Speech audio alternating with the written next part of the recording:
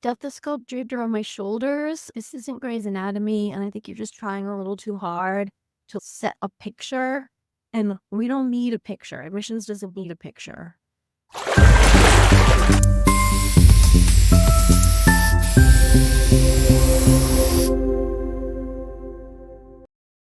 Okay, so we are going to look over this personal statement.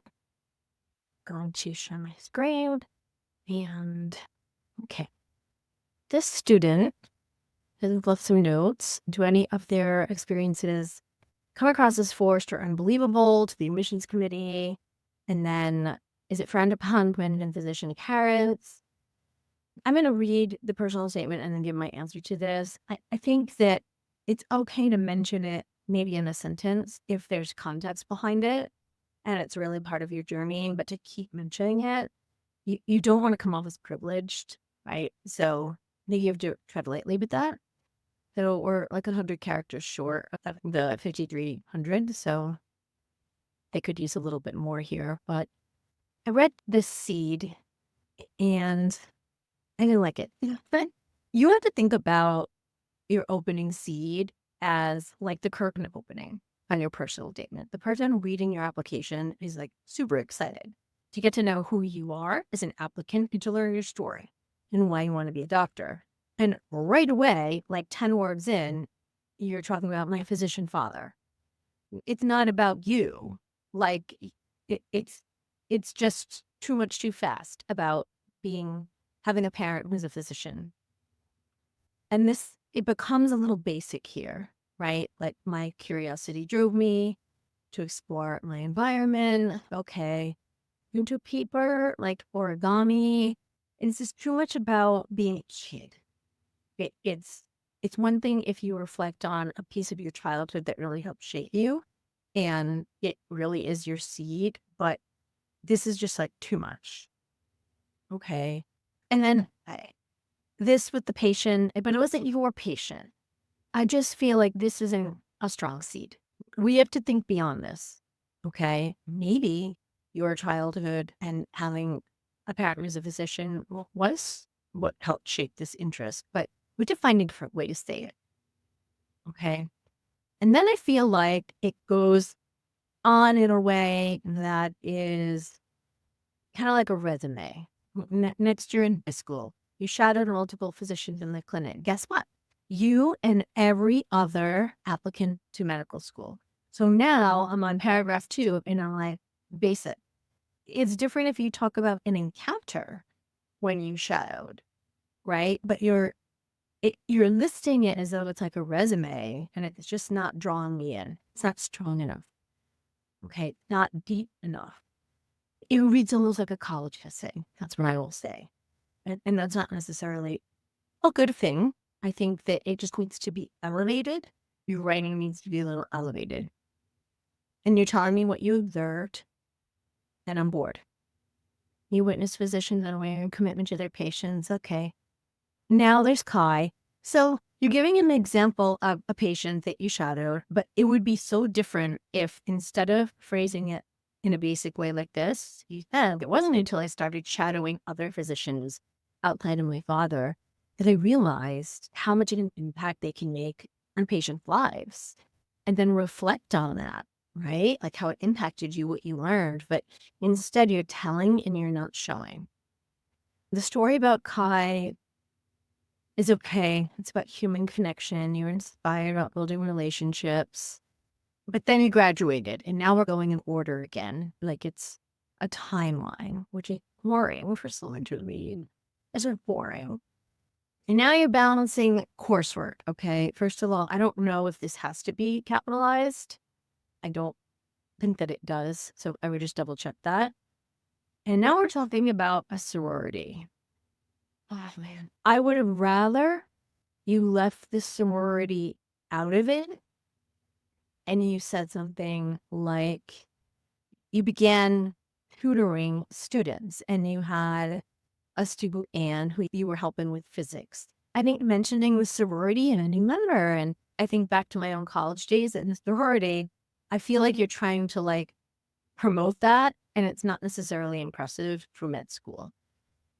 philanthropy under sorority and fraternity can be impressive, but in this context, you're trying to highlight that you tutored someone or mentored someone and it made an impact, and that's the most important thing. And now you're telling me like a lot about Anne.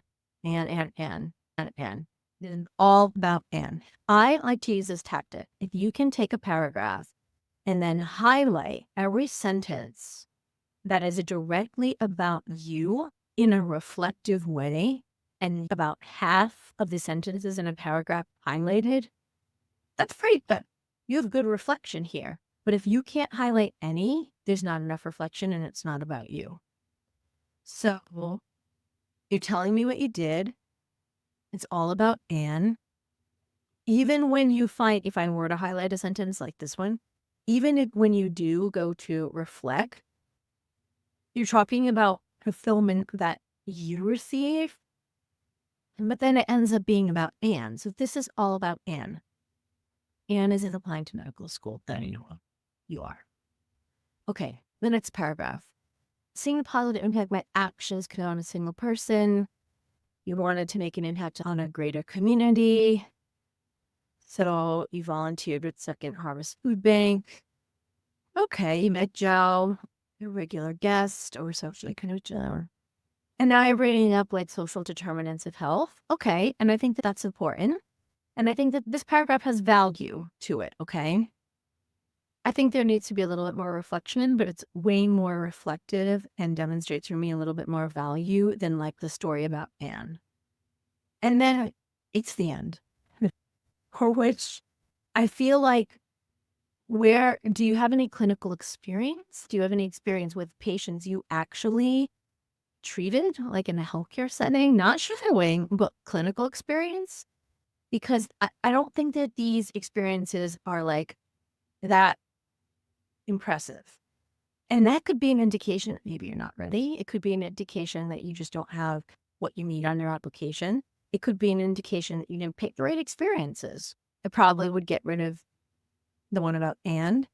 The shadowing, it needs to be more, if it's the only experience you have with exposure to a medical setting, it has to be more about you. I like the paragraph about Joe. I think there could be a little bit more reflection in terms of some of the things that you said in the end, like seeing the tangible effects that my actions and voice could have in the lives of people like Joe, showing me the importance of advocating for vulnerable populations, bolstered, I don't like the word bolstered, my commitment to serving others, even outside of a clinical setting, I don't like that either. But there's potential here, right? And then all of a sudden, it's the end, which I feel like I'm bringing it to your attention because I'm looking for more. Like I finished this paragraph and I'm like, but I want more. Feed me more. And there's no room to feed me more. So now we're at the final paragraph, and she's inspired to go into the field of medicine after being like, and you're bringing up your dad again, which you don't need to. And I'm not a big fan of when students summarize everything and remind me of everyone else's name. I think of it this way. The ending paragraph, again, it's like the curtain closing, and it's the last impression that you are making on the reader. And you're bringing up other people's names. Kai and Joe. You already talked about Kai, Ann, and Joe. You don't have to talk about them again. Because at the end of this, I might forget what your name is. You don't have to bring their names up again, okay? Yes, your concluding paragraph should be summative. In a way, it should be inspirational, aspirational, and here's the impact I hope to make in medicine. But you don't need to remind me, like, I read, I absorbed. So I think you can leave that out. Witnessing firsthand my compassion and advocacy efforts, that sounds a little too tooting my own horn. Remember that you always want to sound humble in your personal statement. You want the person reading it to be like, wow, this person has humility. And I'm not sure that these were the greatest examples of compassion and advocacy where I would boast about it. They're kind of basic. So I don't know if I would say this like this. You bring up holistic care for patients, but I don't really think you brought that out anywhere else. So why bring it up now? This, oh my gosh, no, armed with a wealth of medical knowledge. You haven't proven to me that you have a wealth of medical knowledge. You've proven to me you shadowed, which means you've watched. You were in a sorority where there's probably mandatory service and you tutored someone.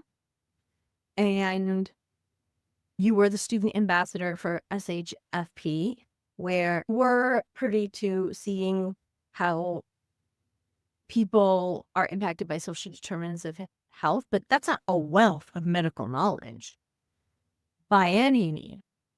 A wealth of medical knowledge is a doctor. And you're not wrong. I don't like this language at all. A heart committed to service. I believe that, but you didn't give me great examples. You gave me a great example with Joe, but you didn't. The Anne example wasn't a great example. A stethoscope draped around my shoulders. This isn't Grey's Anatomy, and I think you're just trying a little too hard to set a picture. And we don't need a picture. Admissions doesn't need a picture. It's just not strong enough. And I feel like communicating how you developed your love for medicine, I just don't think that the experiences are strong enough.